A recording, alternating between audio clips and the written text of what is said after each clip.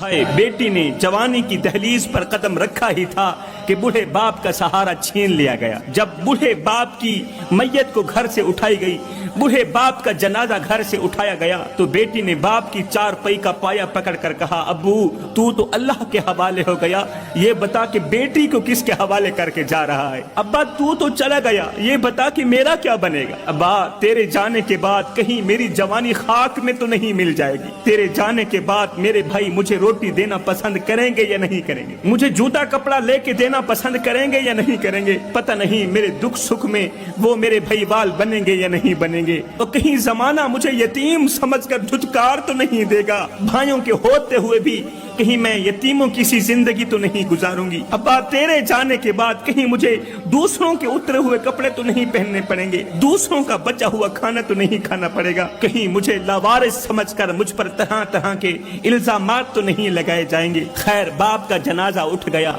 10 दिन तो भाई अपनी बहन को हौसले देते रहे, 10 दिन तो भाई अपनी बहन को हौसले देते रहे, बहन चुप कर, हम हैं ना तेरी जरूरतों को पूरा करने वाले। लेकिन 10 दिन के बाद भाई अपनी फैमिली में मसरूफ हो गए। फिर क्या हुआ, कुछ इस तरह के मसरूफ हुए, कुछ इस तरह के मसरूफ हुए कि भाइयों को ना मरा हुआ बाप याद रहा, ना बाप की जिंदा बेटी याद रही। इस तरह के मसरूफ हुए कि भाइयों ने कभी अपनी बहन से हाल तक पूछना गवारा ना किया। क्या हाल सोना मां दिलदा, कोई महरम राज ना मिलदा, लेखा विच विछोड़े रह गए, रो रो अथरू थोड़े रह गए, एक न मन्नी ओने मेरी, हाथ भी मेरे जोड़े रह गए। पुत्र हुन ते आजा हुन गल चला, क्योंकि जिंदगी दे दिन थोड़े रह गए। हिजर तेरा जे पानी मंगे ते मैं खूह ने ना दे केना, जी कर दे तेनु कोल बिठा के दर्द पुराने छेड़ा। भाई इस तरह के मसरूफ हुए, इस तरह की मसरूफियत में गर्क हुए कि भाइयों ने कभी बहन से हाल तक पूछना गवारा ना किया। फिर एक वक्त आया कि बड़े नाजो नाम से पलने वाली बेटी, बड़े नाजो नाम से पलने वाली बेटी दूसरों के घरों के बर्तन मांझ कर गुजर बसर करने लगी। हाय जिस शहजादी ने माँ बाप के होते हुए कभी अपने घर का झाड़ू पोछा नहीं किया था, कभी अपने घर की सफाई सुथराई नहीं की थी, आज वो दूसरों के घर के वॉशरूम साफ करने पर मजबूर हो गई है। फूलों के बिस्तर पे सोने वाली शहजादी को वक्त ने कांटों के बिस्तर पे सुलाने पर मजबूर कर दिया। वक्त गुजरता गया, जवान बहन की जवानी खाक में मिल गई, मगर भाइयों को जरा भी शर्म ना आई, भाइयों को जरा भी रहम ना आया। रिश्ते तो आते थे मगर भाई ये सोचकर रिश्तों को टाल देते थे कि अगर बहन की शादी कर दी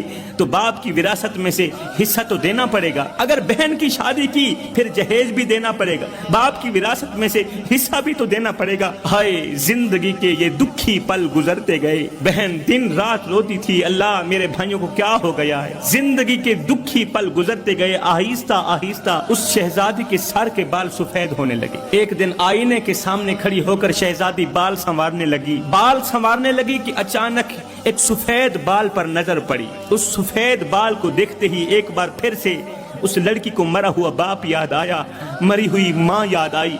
एक बार फिर से उसकी चीख निकल गई कि आज अगर मेरे माँ बाप जिंदा होते तो मुझे टेंशनों वाली जिंदगी ना गुजारना पड़ती। आज अगर मेरे माँ बाप जिंदा होते मुझे दूसरों के घर के वॉशरूम साफ ना करने पड़ते, मेरी खूबसूरत जवानी खाक में मिलकर खाक ना होती। जवानों मैं तुमसे पूछना चाहता हूँ, ईमान से बताओ, जवान बहन की जवानी खाक में मिलाने वाले कौन थे? बहन का हक मारने वाले कौन थे? बाप की विरासत में से बहन को हिस्सा ना देने वाले कौन थे? बहन की शादी ना करने वाले कौन थे? बहन के लिए तो अच्छे अच्छे रिश्ते आते थे, मगर उन रिश्तों को टालने वाले कौन थे? हीरे जैसी बहन की जवानी को मट्टी में रोलने वाले कौन थे? वो भाई थे ना। फिर यही भाई आखिर में ये कहते हुए नजर आते हैं, जी हमारी बहन का नसीब ही माड़ा था, और तेरा तो नसीब ही अच्छा नहीं था, हम क्या करते? ओ नादानो, बहन का नसीब तो अच्छा था मगर तुम अच्छे नहीं थे। अगर तुमने बहन को बाप की विरासत में से हिस्सा दिया होता तो उसे कभी भी दर दर की ठोकरें ना खानी पड़ती।